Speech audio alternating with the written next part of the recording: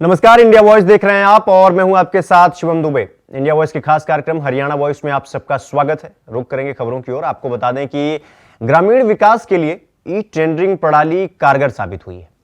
हजारों की संख्या में ई टेंडरिंग पर कार्य शुरू हो गया है। 5 लाख रुपए तक के कार्य कोटेशन के जरिए पंचायत खुद करवा रही है और इससे ऊपर की राशि के कार्य ई टेंडरिंग के जरिए से हो रहे हैं। यह जानकारी सदन को खुद सीएम मनोहर लाल ने दी है। देखिए रिपोर्ट। किसी प्रदेश में विकास की बयार बहानी है तो उसके पंचायतों को मजबूत करना होगा। इस बात को हरियाणा के मुख्यमंत्री मनोहर लाल खूब समझते हैं। लिहाजा प्रदेश के विकास को धार देने के लिए मनोहर सरकार ने ग्राम विकास में ई टेंडरिंग प्रणाली शुरू की है, जिसकी जानकारी विधानसभा में देते हुए मुख्यमंत्री ने कहा कि ग्रामीण विकास के लिए ई टेंडरिंग प्रणाली कारगर साबित हुई है। हजारों की संख्या में ई टेंडरिंग पर कार्य शुरू हो गए हैं। 5 लाख रुपए तक के कार्य कोटेशन के जरिए पंचायतें खुद करवा रही हैं और इससे ऊपर की राशि के कार्य ई टेंडरिंग के जरिए किए जा रहे हैं। उन्होंने कहा कि पहले जिला उपायुक्त की अध्यक्षता में गठित कमेटी को निर्माण सामग्री के रेट तय करने में कठिनाई आती थी। अब सरकार ने इसमें छूट देते हुए प्रावधान किया है कि जिले में एक स्थानीय कमेटी अपने जिले में रेट तय करेगी। पंचायतों की जहां तक बात है कि उनकी लिमिट खत्म करके विकास कार्यों के लिए अधिकार दिए जाए, ये बात ठीक है कि वहां सारी चीजें लगभग 20 लाख रुपए तक कोटेशन के आधार पर सारे काम होते थे। बहुत बार पर शिकायतें आई। हमने इन चुनाव से पहले ही, अभी जो पंचायतों को चुनाव उससे पहले ही उसके अंदर एक लिमिट फिक्स की थी कि कोटेशन जो छोटा काम है उसके लिए कोटेशन के आधार पर करें, उसके बाद बड़े काम के लिए ई टेंडरिंग से और ये विषय जाना चाहिए। 5 लाख से ऊपर ई टेंडरिंग से करेंगे, 5 लाख से नीचे के जो काम है 2 लाख, 3 लाख, 4, 4.5 लाख तक भी वो कोटेशन के आधार पर करें। अब वो विषय इसलिए कि प्रारंभ में जो भी कोई सिस्टम बनते हैं तो कठिनाई आना स्वाभाविक है। ई टेंडरिंग में सरपंचों को कठिनाई आई थी। हमने डिपार्टमेंट को भेज करके और सबकी वहां ट्रेनिंग करा दी है। ट्रेनिंग कराने के बाद एकदम आंकड़ा तो मेरे पास नहीं है, लेकिन हजारों की संख्या में अब ई टेंडरिंग पर काम होने शुरू हो गए हैं। जहां कहीं कठिनाई है उसको अब भी हम कर रहे हैं। जहां तक लिमिट की बात है, उस लिमिट में हमने कहा था कि भी 5 लाख के काम कराने में भी टोटल जो उसका राशि है वो उसकी बजट की 50% उस पर अपने काम करा सकता है, छोटे काम, और 50% बड़े कामों के लिए रखा जाए। फिर विषय आया कि कुछ गांव तो ऐसे हैं जहां है ही सारे छोटे छोटे काम, बड़े हैं ही नहीं। उसमें भी हम प्रावधान कर रहे हैं। बहुत जल्दी उसका पत्र पहुंच जाएगा।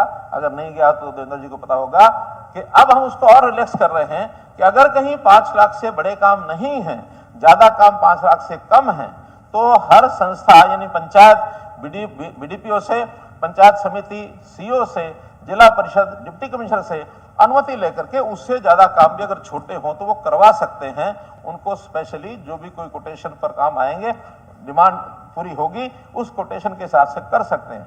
कई जगह पर रेट्स तय करने की भी कुछ कठिनाई आई थी कि डिप्टी कमिश्नर की जो कमेटी है वो रेट तय करती है, वो कहीं कम हो जाते हैं, कहीं ज्यादा हो जाते हैं, बंधन होता है। इसी रेट पर करना है तो बहुत ठेकेदार इस कारण से भी नहीं आते हैं। अब हमने वो भी छूट दे दी है कि इस रेट को आपको जो HSR का रेट है उस पर स्टिक करने की जरूरत नहीं है। जो स्थानीय तौर पर रेट है, एक कमेटी बनेगी, उस रेट के हिसाब से वहां अपना तय करें। लेकिन एक जिले में तो कम से कम एक रेट हो, ताकि कहीं भी इस प्रकार की मिसमैनेजमेंट ना हो जाए कि कहीं ईंटें 6,000 रुपए 1000 मिल रही हैं तो कहीं 8,000 रुपए 1000 मिले, कहीं 10,000 रुपए 1000 मिले। तो उस जिले का जो रेट है वो फिक्स करके और अपने हिसाब से उस रेट को वो तय कर सकते हैं ताकि कोई कठिनाई ना आए। बात ठीक है कि पंचायती राज और अर्बन लोकल बॉडीज ये एक ऑटोनोमस सिस्टम है। हम ज्यादा से ज्यादा ताकत इनको देना चाहते हैं, लेकिन जहां तक पैसे और फाइनेंस का विषय है उसके ऊपर ऑडिटिंग और उसके ऊपर कंट्रोल इसलिए जरूरी है कि आखिर वो पैसा हम प्रदेश से देते हैं 7%। अगर कोई पंचायत ऐसी हो कि उसकी सेल्फ ओन इनकम इतनी है कि वो स्टेट से अपेक्षा नहीं रखते, तो हम उसको ये छूट भी दे सकते हैं कि जैसे मर्जी कमाओ, जैसे मर्जी खर्च करो। लेकिन ऐसी पंचायत या यूएलबी कोई है नहीं कि पर्याप्त उनके पास इतनी इनकम हो जाए जिससे अपना काम चला सके।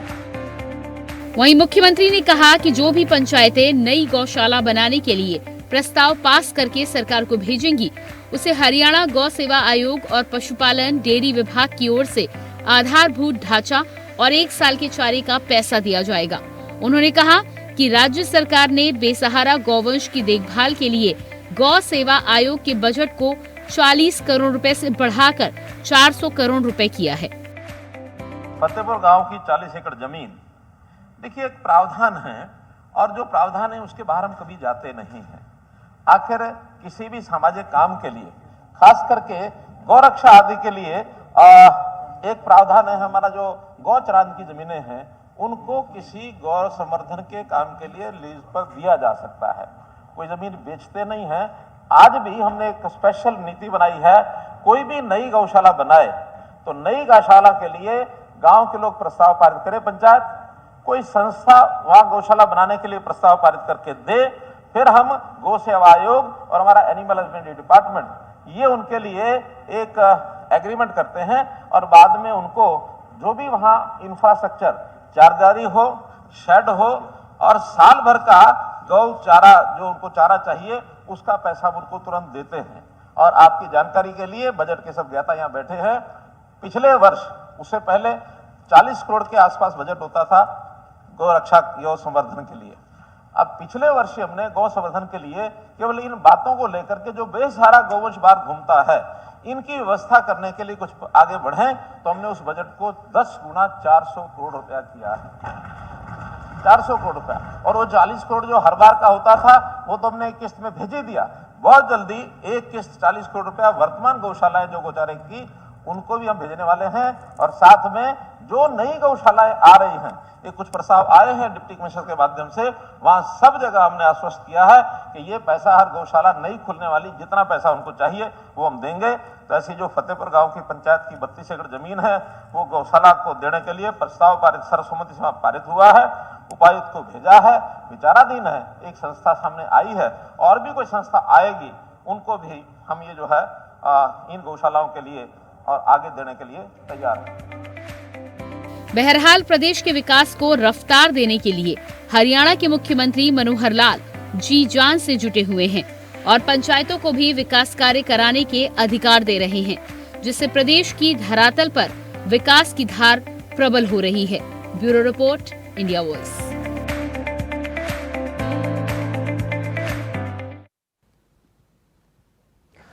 तो वहीं आवधिक श्रम बल सर्वेक्षण रिपोर्ट के अनुसार जुलाई से सितंबर 2023 के दौरान हरियाणा में बेरोजगारी दर 5.2% थी, जबकि राष्ट्रीय आंकड़े 6.6% थे। हिमाचल प्रदेश में बेरोजगारी दर 14.5% है, पंजाब में 8.8%, जबकि राजस्थान में 12%। यह खुशी की बात है कि उनकी सरकार राज्य की बेरोजगारी दर को कम करने में सफल रही है। देखिए रिपोर्ट। हरियाणा के मुख्यमंत्री मनोहर लाल के नेतृत्व में प्रदेश विकास के पथ पर अग्रसर है।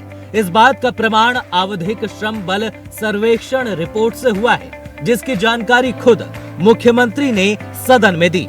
दरअसल मुख्यमंत्री ने मुख्य सचिव कार्यालय की ओर से 25 अगस्त को जारी एक पत्र के संबंध में चल रहे शीतकालीन सत्र के शून्यकाल के दौरान कांग्रेस विधायक बीबी बत्रा की तरफ से उठाए गए राज्य में बेरोजगारी पर एक अन्य प्रश्न का उत्तर देते हुए मुख्यमंत्री ने कहा कि आवधिक श्रम बल सर्वेक्षण रिपोर्ट के अनुसार जुलाई से सितंबर 2023 के दौरान राज्य में बेरोजगारी दर 5.2% थी, जबकि राष्ट्रीय आंकड़े 6.6% थे।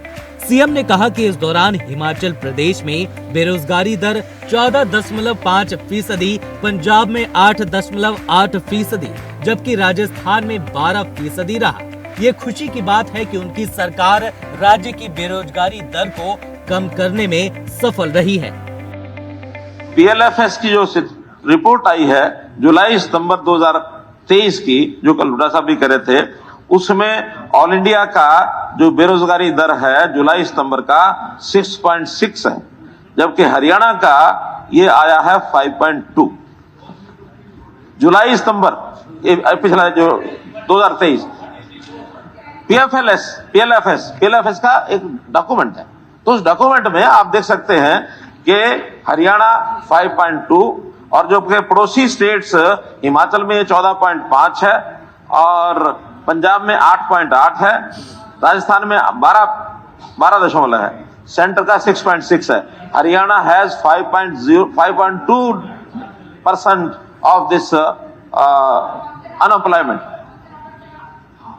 नहीं, वो तो नंबर तो ऊपर से जम्बलिंग है, लेकिन लास्ट में जो रिजल्ट है वो ये है। अब सारे काउंट करेंगे तो नंबर भी पता चल जाएगा आपको, लेकिन मैं सदन को बधाई देना चाहता हूं कि हम लोग जो है अपने अनएम्प्लॉयमेंट रेट में काफी कम आ गए। वहीं विधायकों के अधिकारियों की बैठक बुलाने के मामले की सीएम ने जानकारी दी। उन्होंने कहा कि निर्वाचित प्रतिनिधि होने के नाते विधायक किसी भी अधिकारी से अपने क्षेत्र में विकास परियोजनाओं के बारे में जानकारी प्राप्त कर सकते हैं। हालांकि विधायकों के पास कार्यकारी शक्तियां नहीं, इसलिए वे आधिकारिक तौर पर अधिकारियों की बैठक नहीं बुला सकते हैं। देखिए अध्यक्ष महोदय, विधायक महोदय हमारे जनप्रतिनिधि हैं, जनता के चुने हुए प्रतिनिधि होते हैं। ये किसी भी अफसर से अपने क्षेत्र की जानकारी विकास संबंधी अथवा अन्य ले सकते हैं। उनको रेस्ट हाउस में बुलाना है और संबंध अगर आपस में ठीक है तो चाहे वो उनके घर चला जाए चाहे उनके घर चला जाए, कोई आपत्ति नहीं है। लेकिन ऑफिशियली जो एक अंडरलाइन चीज है, MLA has no executive position, MLA has a legislative position. MLA की बजाय मंत्री और officer they have their executive powers. तो एग्जीक्यूटिव पावर जिसके पास है, मीटिंग बुलानी हो तो वो बुला सकते हैं। व्यक्तिगत रूप से मिलना आना जाना कोई दिक्कत नहीं है, लेकिन कोई एमएलए सभी अधिकारियों की मीटिंग बुलाएगा, मुझे लगता है कि जहां तक मेरी समझ है मीटिंग नहीं बुला सकते। नहीं इसमें जो लेटर की जिससे एक मिनट हुड्डा साहब, आप मीटिंग एक मिनट हुड्डा साहब, उसी लेटर की ना एमएलए मीटिंग नहीं बुला सकता। नहीं, एमएलए किसी अधिकारी से मिलकर बात कर सकता है। हाँ जी, किसी अधिकारी से मिलकर बात कर सकते हैं। एमएलए इसमें लिखा लेटर में यही है, no MLA can call a meeting officers and chair open darbar, ठीक है। और जाते भी how an MLA way visit a particular government office for discussion on an issue concerning the public under regional intimidation, this is not that all that you can आप यही छोड़ दो। नहीं वो कहीं रेस्ट हाउस में बुलाना तो बुला सकते हैं। ये लिखो ना, इसमें तो विजिट है, इसमें इतना ही है, विजिट है। एक विषय कर सकते हैं कि इस लाइन में, बात मैं कह रहा था वही है। इस लाइन में however an MLA may visit a particular government office और कॉल एन ऑफिस और रेस्ट हाउस साथ में कर सकते हैं, और call an officer in rest house इतना कर सके, ठीक है। हरियाणा के विधानसभा में आरक्षण का मुद्दा गूंजा तो सीएम मनोहर लाल ने मोर्चा संभालते हुए विपक्ष के सवालों का जवाब दिया। महोदय, ये निर्णय सरकार का भी नहीं है। हाँ जी, ये निर्णय डीलिमिटेशन कमीशन बनता है। डीलिमिटेशन कमीशन जब उसके ऊपर सुनवाई करता है, उसका पॉपुलेशन का वो सारा हिसाब होता है। और ये आज सत्रह नहीं बनी, अभी डीलिमिटेशन दोबारा बनेगी। दोबारा जब डीलिमिटेशन कमीशन होगा, नंबर ऑफ सीट्स कितनी होंगी, उसमें एससी कितने रिजर्व होंगे, उसके अंदर कोई भी हरियाणा सरकार का या प्रदेश सरकार का कोई रोल होता नहीं है। ये जब डीलिमिटेशन कमीशन बनती है उस समय सीटें, खास करके एससी सीटें रिजर्व उसमें होती हैं। इसमें हरियाणा स्टेट का यानी किसी भी स्टेट का कोई रोल नहीं है। अध्यक्ष महोदय, मैं सदस्य महोदय से निवेदन करता हूं कि जब भी दोबारा से ये डिलिमिटेशन कमीशन बनेगा उस समय सबसे पूछा जाएगा, हाउस की भी राय उसमें जाएगी, सरकार की भी राय जाएगी, निर्णय अंतोगतवा वहां वो करेंगे। उन्होंने करना है। और अगर जैसे आप ये कह रहे हैं बहुत बड़ा नुकसान आप अनुसूचित जाति का कराएंगे कि अगर आप 112 में से 18 मांग रहे हैं तो 112 में से 18 नहीं 20% के हिसाब से 22 बनती हैं, इसलिए आप 18 कह रहे हैं, ये भी नुकसान कराएंगे। मेरा तो कहना है कि जो उस समय निर्णय होगा वो सबकी सहमति से होगा। अभी नहीं होगा रेजोल्यूशन, डीलिमिटेशन कमीशन बनेगा, उनका उत्तर आएगा, उनका जो एक मिनट उनको तो बता दूं, दो कैसे बोल, उनका जब आएगी जानकारी आएगी उस समय जो करना होगा करेंगे। इसके अलावा सीएम ने कांग्रेस पर निशाना साधते हुए कहा कि विपक्षी पार्टी के कार्यकाल के दौरान अनुसूचित जाति समुदायों के सदस्यों के खिलाफ अत्याचार के मामले या तो दर्ज ही नहीं किए गए और यदि दर्ज किए गए तो उन्हें दबा दिया गया। सीएम ने कहा कि इस प्रकार के अत्याचारों के पीड़ितों को मामले दर्ज कराने के लिए दर दर भटकना पड़ता था। उन्होंने कहा कि 2014 में हरियाणा में बीजेपी के सत्ता में आने के बाद पुलिस थानों को सख्त निर्देश जारी किए गए थे ताकि ये सुनिश्चित किया जा सके कि प्राथमिकी दर्ज कराने का इच्छुक कोई भी व्यक्ति बिना बाधा के ऐसा करा सके। देखिए 2014 की जो बात कर रहे हैं, उस समय इस अपराध के खिलाफ एफआईआर करने के लिए आदमी जाता था, भटकता रहता था, उसकी एफआईआर लिखी नहीं जाती थी। आखिर हमको भी जानकारियां वो हैं। उस समय हम विपक्ष के अंदर ये सुनते थे, मेरी एफआईआर नहीं लिखी गई, मेरी एफआईआर नहीं लिखी गई। लेकिन 2014 के बाद जैसे हम आए हैं, हमने एक वाक्य प्रयोग किया था, डीजीपी को कहा था, not to register a crime would amount to again a crime. इसलिए अब कोई व्यक्ति ये नहीं कह सकता कि वो थाने में जाए, उसकी एफआईआर न लिखी जाए। इसलिए एफआईआर को खुले रूप से लिखना, इसके कारण से कोई अपराध बढ़ता है ऐसा नहीं है। लेकिन अगर अपराध होने के बाद एफआईआर लिखी ही ना जाए और उसको दबा के रखा जाए, ये सिलसिला हमने 2004 से 2014 तक देखा है।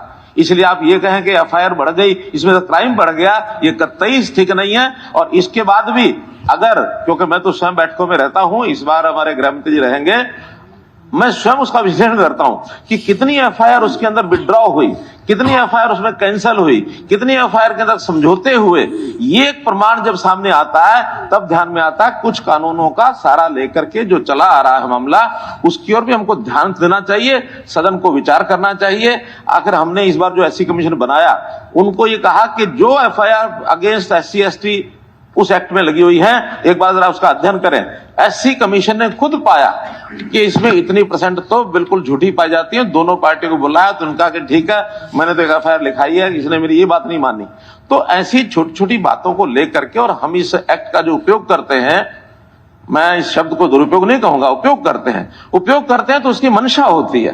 तो हम लोग इन एफआईआर के नंबर के हिसाब से क्राइम बढ़ गया घट गया, ये कतई अनुमान नहीं लगाना चाहिए। मेरा दावा है कि हम आज एक भी व्यक्ति को खाली नहीं जाने देते जो एफआईआर ना लिखा सके। प्रदेश में सीएम मनोहर लाल के नेतृत्व में जहां पीड़ितों की थानों में सुनवाई हो रही है, उनकी शिकायतें दर्ज कर उनका समाधान किया जा रहा है, तो वहीं प्रदेश के युवाओं को रोजगार देकर तेजी से बेरोजगारी को भी खत्म किया जा रहा है। Bureau report, India voice.